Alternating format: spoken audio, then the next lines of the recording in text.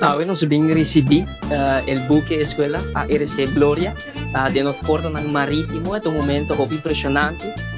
per recebi un tipo di crucero con ta emblemático na identidad colombiano de nos porta ng marítimo. Un momento onde ko comunica un mensaje de hermandad, el lazo non comercial, pero también la unión que existe entre el pueblo de Aruba, reino holandés, pero también el pueblo de Colombia. Y hoy parte de la recepción de la comunidad colombiana aquí en Aruba, que acudieron para percibir este bonito momento,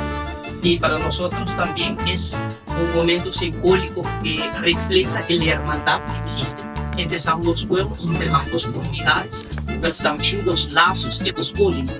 y nos por a presenciar algo impresionante, lo cual de tripulación, lo cual de equipo que maneja el buque, pero también el mensaje que guardo comunicar algo que fortalecer el lazo entre ambas comunidades, sin importante por uno. Y para nosotros, parte del gobierno de Aruba, son una inspiración, son una comunidad que atesoramos mucho y queremos también extender nuestra mano para reconfirmar nuestro compromiso para cuidar, pero también a continuar a trabajar junto con la comunidad de Colombia para traer progreso a ambos países, pero también a cuidar a la comunidad colombiana que está aquí, que son parte de nuestra cultura. Muchas gracias.